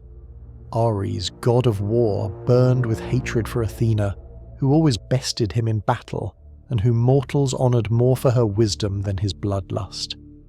In his fury he sowed conflict among men, whispering into the hearts of kings and stoking the fires of war wherever he could, though Zeus often scolded him for his recklessness. Apollo, the radiant god of prophecy and song, fell into sorrow when he loved mortals too deeply. Daphne, who fled him and became a laurel tree. Hyacinthus, who died in his arms, his blood staining the grass with grief. In these moments of loss, his music turned mournful and his bow grew silent. Artemis, wild and proud, guarded her chastity with fierce vengeance. When Actaeon glimpsed her bathing in a forest stream, she transformed him into a stag, and he was torn apart by his own hounds. Demeter, mourning the cyclical descent of her daughter Persephone into the underworld, allowed the earth to wither during the months of separation, and mortals suffered winter's cruelty each year. Even Hermes, the clever messenger, played his tricks upon gods and men alike, stealing, laughing, and deceiving, ever escaping punishment with a silver tongue and flashing grin. The trials of Olympus were not battles of swords or fire, but of pride, betrayal, grief, and desire. The gods, eternal as they were, remained bound to emotion, and their quarrels echoed through time, affecting the balance of the world below. Zeus, though supreme, found himself constantly at the centre of storm and tension, wielding the thunderbolt not just to smite titans and giants, but to maintain the delicate balance within his own family. For even in heaven, order must be enforced, and Olympus, shining and eternal, was never without its shadows. These divine struggles, fierce, beautiful, and cruel, wove themselves into the stories of mortals, for the gods above were mirrors of the passions that stirred within every human soul. The Moirai take their place. Though Zeus reigned as the mightiest of all Olympians, and the gods held sway over sky, sea, and earth, even their power bent before a force more ancient, more absolute, fate. From the earliest stirrings of existence, before the birth of Titans or the forging of Olympus, the Moirai had spun their silent thread across the cosmos. Clotho, the spinner, drew the thread of life from her spindle. Lachesis, the measurer, assigned each being their portion of joy and suffering. Atropos, the cutter, sheared the thread with her sharp shears when life was through. They were not born of Olympus, but of the primordial order, daughters of Nyx and destined to stand apart from the gods themselves. None could command them, not even Zeus. In his wisdom, Zeus did not challenge their supremacy, for he understood that while thunder might shake the heavens, it could not rewrite what the Moirai had spun. Their presence grew more pronounced as the age of heroes unfolded. Before great battles, they would stand unseen beside warriors, marking those who would fall. They whispered into the dreams of kings, sent omens through birds and stars, and guided the steps of demigods toward doom or glory. Even Heracles, mightiest of Zeus's sons, bore a fate sealed long before his first labour. Achilles, blessed with near invincibility, could not escape his destined fall at Troy. Oedipus, though he fled the prophecy of patricide and incest, ran straight into its arms. The gods, in their power, could delay fate, twist its edge, disguise its signs, but never erase it. Hera, proud and vengeful, could curse a hero's journey, but not change the day of his death. Athena could grant wisdom and shield, but not undo the final stitch of destiny. Even Hades, ruler of the dead, received only those whose thread had been cut. The Olympians, once bold and untamed in their might, began to show restraint before the invisible force that wove time itself. They honoured the Moirai with offerings and feared the soundless rustle of their loom, for all knew that the fabric of eternity was theirs to craft. In the court of Olympus, where laughter and thunder once reigned without limit, the gods began to speak more often in terms of fate. They guided mortals not to rewrite their destinies, but to fulfill them with courage. They whispered truth through oracles and offered signs not to prevent doom, but to prepare the heart. Zeus himself became a guardian of cosmic order, not its defier, maintaining the balance between will and destiny. Thus the Moirai took their place not as rulers, nor rebels, but as weavers of the great design. They neither judged nor punished, they simply wove. The gods watched, the mortals lived, and the thread ran ever onward, golden and fragile, unbroken and eternal. The eternal watch from Olympus. As ages turned and empires of mortals rose and fell like waves upon the shore, the gods of Olympus remained aloft, untouched by time, dwelling in the high golden halls above the world. Mount Olympus, shrouded in cloud and crowned in light, stood eternal, its peaks beyond wind and storm, its gates sealed to all but the divine. From its heights, the gods watched the ever-changing earth, gazing with eyes that saw far beyond the veil of distance and years. They saw men build kingdoms, wage wars, offer prayers and forget. Temples once crowned with garlands crumbled to stone, statues once kissed by incense stood abandoned, and the songs that once praised Olympus faded into myth. Yet the gods endured, silent but watchful. Zeus still ruled from his throne of thunderclouds, his sceptre in hand, the sky ever his domain. He no longer hurled bolts as he once had, but the power lingered in every storm, every flash of lightning that split the sky. Hera sat beside him, regal and unwavering, her gaze ever fixed on loyalty and betrayal in the hearts of kings and queens. Athena wandered the halls, wise and serene, guiding mortals in whispers of inspiration and sudden clarity. Apollo still drew the sun across the sky, his golden chariot unseen but ever radiant, while Artemis watched over the wilds beneath the moon's glow. Poseidon stirred the seas with unseen hands, and Hades guarded the underworld in shadowed silence. The gods no longer walked openly among men, for the age of heroes had passed, and the veil between mortal and immortal had grown thick. But their presence was not gone. It lingered in the crackle of firelight, in the roar of waves, in the cry of hawks, and the dreams that left mortals waking in awe or fear. They no longer demanded offerings, but received them still from those who remembered, from shepherds who whispered thanks to Pan, from sailors who nodded to Poseidon before a voyage, from poets who called on the muse before setting pen to scroll. For the memory of Olympus had become part of the world itself, woven into the breath of the earth and the pulse of time. The gods watched, not with the hunger for worship they once knew, but with the patience of eternity. They knew that mortals came and went, that empires crumbled, and that even the brightest flame must flicker before it is born anew. Yet Olympus did not fall. Its halls remained whole, its gods undiminished. In every thunderstorm, in every act of valour, in every myth spoken beneath the stars, Olympus lived. And though their voices had grown quiet, their watch never ended. The gods remained, high above the world, eternal and ever vigilant, waiting for the next spark of heroism, for the next song sung in their name, for the next mortal heart bold enough to seek the divine.